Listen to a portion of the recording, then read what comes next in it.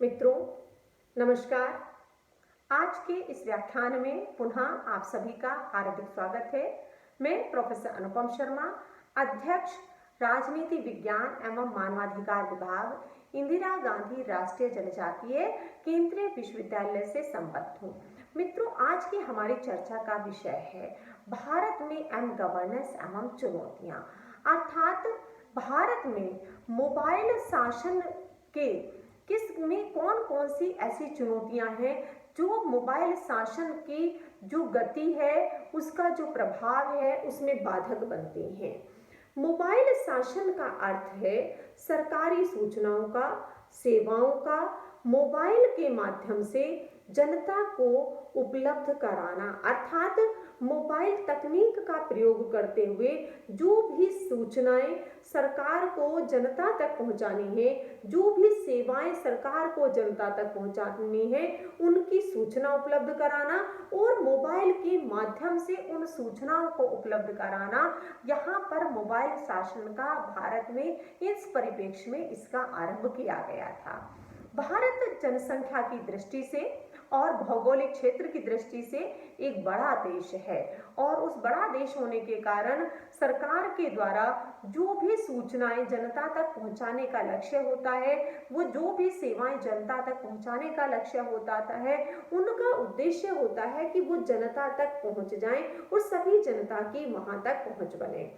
जहां हम मोबाइल शासन से पहले दौर की बात करते हैं तो वहां पर जो व्यक्ति है, उस व्यक्ति को शासन से संबंधित जो भी हम सूचनाएं कहें या सेवाएं कहें जो उपलब्ध कराई जाती थी, उसको जानकारी प्राप्त करने का एक साधन होता था और वह साधन होता था कि व्यक्ति की पहुंच उन सरकारी दफ्तरों तक, उन सरकारी एजेंसियों तक या कार्यालयों तक होनी चाहिए, तभी वह उन सबके बारे में जान सकता था।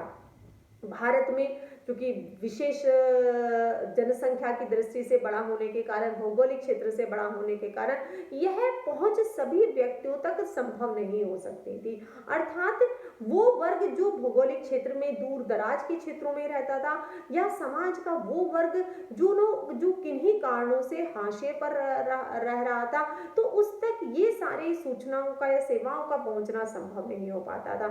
तो भारत सरकार के द्वारा जो एक इस दिशा में कदम उठाए गए कि किस तरीके से जो एम शासन है उसके माध्यम से जनता को कि ये जो सेवाएं हैं उपलब्ध कराई जाएं, तो उसके लिए भारत में मोबाइल सेवा का आरंभ किया गया था। जो मोबाइल शासन है, मोबाइल शासन इलेक्ट्रॉनिक शासन का एक बहुत ही शक्तिशाली कंपोनेंट है और उसको ई शासन को यह बढ़ावा देता है और उसको सफलता भी सुनिश्चित करता है। तो इन्हीं संदर्भों में जो भारत में मोबाइल शासन का आरंभ किया गया था, वो मोबाइल शासन को उद्देश्य यही था कि जो सभी राज्यों के केंद्र शासित प्रदेशों में रहने वाले लोग हैं, वह सरकार से जुड़ सकें और सरकार इन मोबाइल शासन के माध्यम से जो जनता तक पहुंचाना चाहती है, जो सूचनाएं पहुंचाना चाहती है, जो सेवाएं उपलब्ध कराना चाहती है, वह मोबाइल के माध्यम से उन तक पहुंचाई जा सके। इन्हीं संदर्भों में भारत सरकार के द्वारा बहुत सारे ऐप बनाए गए, जिन ऐप के माध्यम से वो सुविधाएं जनता को उपलब्ध कराई जा रही हैं। अगर हम इसमें मोबाइल शासन को आगे बढ़ाने के लिए जो मोबाइल में इस तरीके के ऐप हैं जिनको कि यूजर डाउनलोड करके उनका लाभ उठा सकता है, उसमें प्रमुख रूप से माईगॉव ऐप है, उसी के साथ आधार ऐप है, पुलिस की सहायता के लिए पुलिस ऐप अवेलेबल है, किसानों को सहायता प्रदान करने के लिए किसान ऐप उपलब्ध है, इसी के साथ पासपोर्ट संबंधी सेवाओं के लिए एम पासपोर्ट्स है, परिवहन के लिए परिवहन ऐप करके बनाया गया है, जो एंटरप्रेन्योर आगे बढ़ना चाहते हैं उनके लिए स्टार्टअप ऐप बनाया गया है, खेल के क्षेत्रों को में युवाओं को आगे बढ़ाने के लिए विशेषकर जो स्कूली छात्र हैं उनको किस प्रकार से आगे बढ़ाया जाए, उनके लिए खेलो इंडिया ऐप करके बनाया है। इसी के साथ टूरिज्म को डेवलप करने के लिए इनक्रेडिबल इंडिया ऐप बनाया गया है। इसी के साथ साथ जो दूसरे ऐप हैं, चाहे वो डिजी लॉकर के माध्यम से है, अपने डॉक्यूमेंट्स को सुरक्षित रखना है, महिलाओं की सुरक्षा से संबंधित है कि महिलाओं को किस प्रकार से सुरक्षा उपलब्ध कराई जाए, और अगर उन्हें आवश्यकता है पुलिस मशीनरी की तो वो किस प्रकार से आवश्यकता पड़ने पर उन्हें बुला सकते हैं, ये ऐप भी उपलब्ध है। अर्थात इन सारे ऐप का, और अगर हम विशेष रूप से देखें तो स्वास्थ्य के क्षेत्र में है वो आरोग्य सेतु ऐप है या आयुष्मान ऐप है, और वर्तमान में जब वैक्सीनेशन की बात हो रही है तो भी एक नए ऐप की बात भारत सरकार के द्वारा की जा रही है कि किस प्रकार से जो है वैक्सीनेशन उपलब्ध कराया जाएगा। तो कुल मिला के ये जो सारे ऐप हैं इनका उद्देश्य है मोबाइल शासन को और आगे बढ़ाना। परंतु भारत में जहां पर हम मोबाइल शासन की बात करते हैं तो मोबाइल शासन को आगे बढ़ाने के लिए या उसके विकास के लिए बहुत सारी चुनौतियां भी हमें स्पष्ट रूप से दिखलाई देती हैं। ये चुनौतियां जहां पर तकनीक के क्षेत्र में है वहीं पर उसके साथ साथ ये मैनेजमेंट के क्षेत्र में भी है, क्योंकि मोबाइल शासन के लिए जो सबसे महत्वपूर्ण चीज है वह है तकनीक का प्रयोग, क्योंकि जब तकनीक का प्रयोग होगा तो तभी इन सेवाओं का लाभ उठाया जा सकता है, तभी सरकार के द्वारा वो जो पारदर्शिता की हम बात करते हैं उस पारदर्शिता को लाया जा सकता है, प्रभावशीलता की हम बात करते हैं उस प्रभावशीलता को लाया जा सकता है, लोगों और सरकार को पास लाया जा सकता है। अर्थात जो दोनों के मध्य एक अंतर बना हुआ है उस अंतर को कम करते हुए इस प्रकार के प्रशासन को बढ़ावा दिया जा सकता है मोबाइल शासन के माध्यम से, जहां पर कि लोगों की भागीदारी बनी रहेगी, अप्रत्यक्ष रूप से वो उस प्रक्रिया में से जुड़े रहेंगे। तो इन संदर्भों में जब हम चुनौतियों की बात करते हैं तो जो चुनौती आती है प्रमुख रूप से जो तकनीक की चुनौती है वह चुनौती है कि भारत में ये सारी सुविधाएं हैं, लेकिन चूंकि भारत में जो अभी भी विशेषकर हम ग्रामीण क्षेत्रों की यदि बात करें तो उन ग्रामीण क्षेत्रों में जो साक्षरता का प्रतिशत है वह अभी शहरों की तुलना में कम पाया जाता है। तो ये जो शहरों की तुलना में कम साक्षरता दर है ये उन क्षेत्रों में रहने वालों के लिए एक चुनौती बनता है कि जहां पर उनके पास में ऐप भी है, मोबाइल भी है, लेकिन वो उसका लाभ उठाने में सक्षम नहीं हो पाते, अर्थात उनकी जो साक्षरता है वो उसमें बाधा बनती है। वो उन सूचनाओं को, उन जानकारियों को बेहतर तरीके से समझने के लिए, उनको पढ़ने के लिए जो टेक्नोलॉजी उसमें प्रयोग हो रही है उसके लिए वो कभी कभी स्वयं को इस संदर्भों में असहाय पाते हैं। उनके लिए ये चीजें होते हुए भी वो मजबूरी बन जाती है कि वो उसका लाभ नहीं उठा पाते। इसी के साथ साथ क्योंकि भारत एक ऐसा देश है जहां पर विभिन्न भाषाएं बोली जाती हैं, विभिन्न भाषा बोलने के परिणाम स्वरूप जो एक चैलेंज आता है, जो एक चुनौती आती है कि अगर उसको इंग्लिश भाषा में बनाया जाता है तो वह कुछ राज्यों के लिए जो वहाँ के यूजर्स हैं उनके लिए वह अनुपयोगी हो जाता है, अगर वो हिंदी भाषा में बनाया जाता है तो कुछ राज्यों के लिए अनुपयोगी हो जाता है, और आवश्यकता इस बात की हो जाती है या महसूस भी की जाती है और सरकार के द्वारा कुछ इस तरीके के ऐप भी बनाए गए हैं जो बहुभाषाएं हैं। तो ये जो भाषा की एक बाधा आती है, ये बाधा उसमें चुनौती बनी होती है सरकार के लिए कि जो भी इस तरीके के ऐप बनाए जाएं उन ऐप को बहुभाषाई हो जिसमें का लाभ देश की समस्त जनता को हो सके, क्योंकि मोबाइल शासन में जब मोबाइल का प्रयोग है तो उसका प्रयोग समाज के हर वर्ग तक, राज्य के हर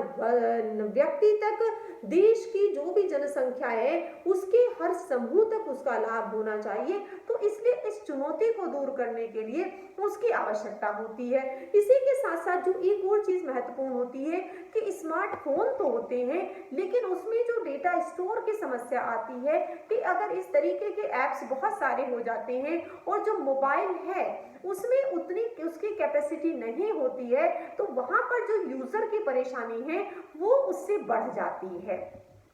तो उस समस्या से कैसे, उसे उस चुनौती को कैसे पार पाया जाए, यद्यपि सरकार के द्वारा कुछ ऐप में ये भी सुविधा उपलब्ध कराई गई है कि उसमें कुछ जीबी स्टोरेज ऐप स्पेस मिलेगा, लेकिन चूंकि ये सभी में अभी उपलब्ध नहीं है। इसका परिणाम होता है कि जो यूजर है उसको जो एक व्यवहारिक परेशानी होती है, उस व्यवहारिक परेशानी के होने के कारण वह उसका वास्तविक लाभ नहीं उठा पाता है, जिससे कि उसको उसके लिए यह हमेशा एक चुनौती बना हुआ रहता है। इसी के साथ साथ है कि जो एक और चुनौती भारतीय मोबाइल शासन के अधिकाधिक प्रयोग में आती है, वो आती है कि किस प्रकार से जो ये एप्लीकेशन है उनका प्रयोग किया जाए, क्योंकि इनके होने के पश्चात भी जो यूजर है वो इतना मोबाइल फ्रेंडली होना चाहिए कि वो उन सबका लाभ उठा सके। अगर उसे सूचनाएं कुछ सबमिट करनी है, उसे सरकार को कुछ सुविधाएं प्रदान करनी है जिसके बाद उसे लाभ मिलेगा, तो वह उनका उनमें एक्सपर्ट नहीं तो कम से कम उसे इतना आना चाहिए कि वह उनका लाभ उठा सके। वहां तक सूचनाएं जो सरकार के द्वारा सूचनाएं प्रदान की गई हैं उनका विश्लेषण कर सके, और उनके विश्लेषण करने के पश्चात जो उनका सूचनाएं उससे मांगी गई हैं उनको वो सरकार तक पहुंचा सके, तभी उसका वास्तविक लाभ उसे मिल सकता है। तो इन संदर्भों में ये जो एक व्यवहारिक परेशानी आती है, यह एक प्रमुख चुनौती बनती है कि किस प्रकार से एम शासन को आगे बढ़ावा दिया जाए। इसी के साथ साथ जो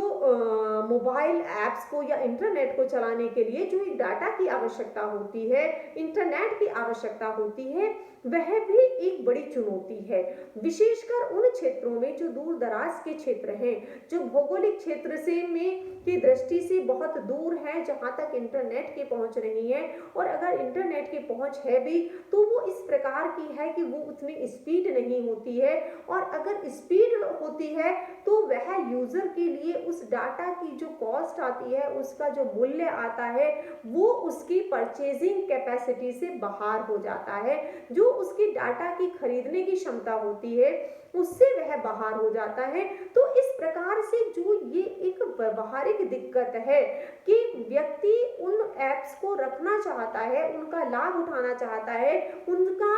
अपने उसमें दैनिक जीवन में प्रयोग करना चाहता है, लेकिन जो ये समस्या आती है कि इस डाटा को कैसे वो लाए, क्योंकि जो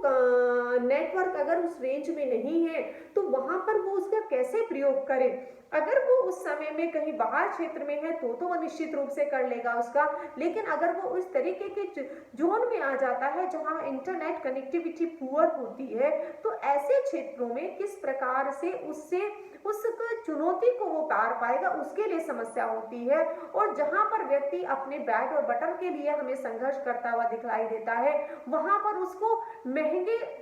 इंटरनेट डाटा खरीदना भी उसके लिए निश्चित रूप से एक चुनौती बना रहता है कि कैसे वो खरीदे, कैसे वो उन सुविधाओं का लाभ भी उठाना चाहता है जो एम शासन के माध्यम से सरकार के द्वारा उपलब्ध कराई जा रही हैं, लेकिन जो उसकी व्यक्तिगत चुनौतियां हैं वो बहुत महत्वपूर्ण हो जाती हैं। और यही जो डाटा ओवरलोड की समस्या है कि इस मोबाइल इसमें इतना सारा स्टोर हो जाता है कि कभी कभी वह जो यूजर है चूंकि उतना मोबाइल फ्रेंडली नहीं होता है, तो किस प्रकार से कौन सी सूचनाओं को वो स्टोर करके रखे, कौन से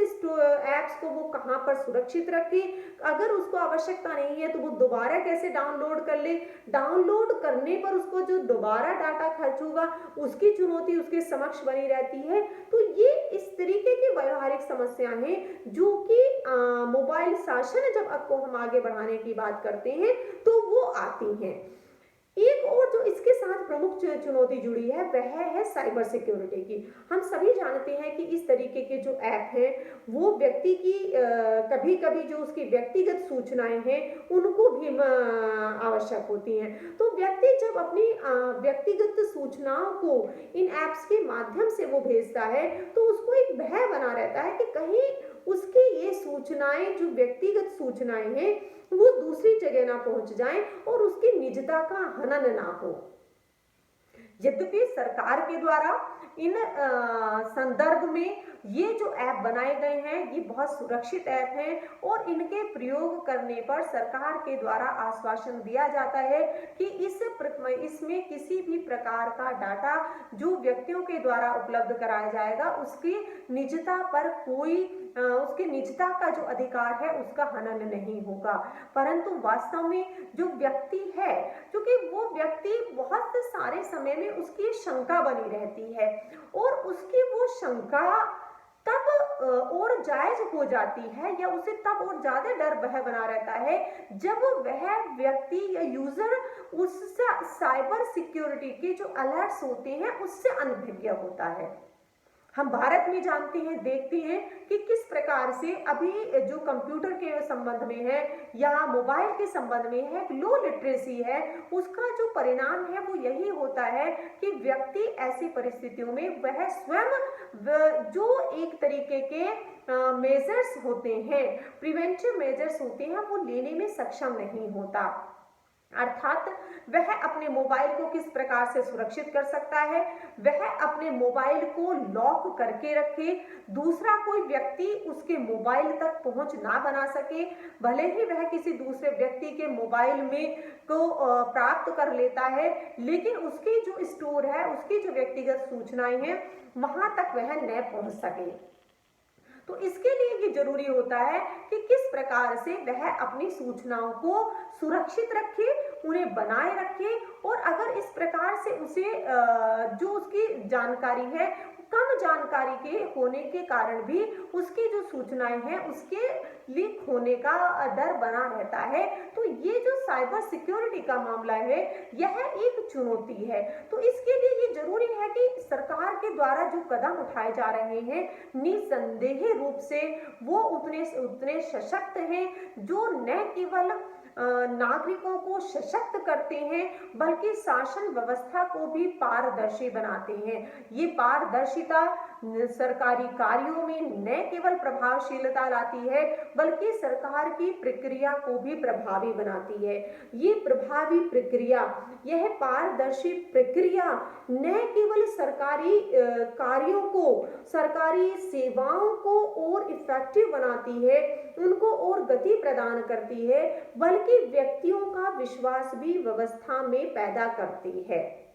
तो ये जो विश्वास है, जो एक व्यवस्था में पैदा होने पर व्यक्तियों के मन में आता है कि इन सुविधाओं का लाभ उठाकर किस प्रकार से वह अपनी दैनिक जीवन की आवश्यकताओं की पूर्ति कर सकते हैं, और इसके साथ साथ यदि वो जिस भी रोजगार से जुड़े हुए हैं, अगर वो शिक्षण व्यवस्था से जुड़े हुए हैं, वो विद्यार्थी हैं, किसान हैं, बिजनेसमैन हैं, महिलाएं हैं, स्वास्थ्य से संबंधित जानकारियां हैं, वो उनका लाभ उठाते हुए इन मोबाइल शासन की उपयोगिता को और सारगर्भित करते हैं। इसमें अभी जो चुनौतियां, ये व्यवहारिक चुनौतियां हैं, इनको दूर करने के लिए जहां पर यूजर को सजग होने की आवश्यकता है, उसे मोबाइल ऐप का प्रयोग करने के लिए जहां उसे जागरूक होने की आवश्यकता है, उसी के साथ साथ उसको सजग होने की भी आवश्यकता है, जिससे कि वह मोबाइल शासन के माध्यम से सरकार के द्वारा जो भी सेवाएं उपलब्ध कराई जा रही हैं, उन सेवाओं का वह वास्तविक लाभ उठा सके। और जो इस प्रकार की तकनीकी ज्ञान की कमी इसमें एक बाधा बनती है, उस तकनीक की ज्ञान की कमी को दूर करने के लिए सरकार के द्वारा भी इस प्रकार के प्रयास किए जाए, जागरूकता लाई जाए, जिससे कि नागरिकों को में ये विश्वास हो सके कि अगर उनके द्वारा इस प्रकार के मोबाइल शासन में के माध्यम से सरकार के द्वारा जो कार्य या सेवाएं जनता को उपलब्ध कराई जा रही हैं, वो उनके लिए कितनी लाभकारी हैं या उनका लाभ उठाकर किस प्रकार से वह लाभान्वित हो सकते हैं। तो इस दिशा में यह एक महत्वपूर्ण कदम साबित होगा, और निश्चित रूप से जो सरकार है वह जिन उद्देश्यों को लेकर चली है, उसका उद्देश्य है सभी लोगों को सरकारी सेवाओं से जोड़ना, सारी सरकारी सूचनाओं को जनता तक उपलब्ध कराना, सभी क्षेत्र में देश के किसी भी कोने में रहने वाले लोग हैं वहां तक मोबाइल शासन के माध्यम से सरकार को पहुंचाना। अर्थात व्यक्ति को सरकार तक न जाना पड़े, सरकारी एजेंसियों तक न जाना पड़े, बल्कि सरकार स्वयं उनके द्वार तक पहुंच चुकी है, और इनके माध्यम से जब वो द्वार तक पहुंच चुके हैं, तो जो सेवाओं का लाभ नागरिकों को मिल रहा है वह निश्चित रूप से जहां पर सरकारी जो सेवाएं हैं उनकी उपयोगिता को बढ़ाता है, वह वहीं पर वह दूसरी तरफ एम शासन की जो सारगर्भिता है उसको भी सिद्ध करता है और सरकार और नागरिकों को पास लेकर आता है। क्योंकि जहां पर नागरिक और सरकार के बीच संवाद होगा, संवाद वह चाहे एम शासन के माध्यम से ही है, तो न वहां पर नागरिक सशक्त होंगे, नागरिकों के पास में जो सशक्तता आएगी उसका वो लाभ उठा सकेंगे, वहीं पर भारत की लोकतांत्रिक व्यवस्था भी मजबूत होगी और लोकतांत्रिक व्यवस्था मजबूत होगी तो निश्चित रूप से सभी मजबूत होंगे और अंतोगत्वा जो देश है, जो शासन व्यवस्था है, जो नागरिक हैं, उन पे रहने वाले लोग हैं, सभी सशक्त होंगे। इसी के साथ आप सभी का बहुत बहुत धन्यवाद।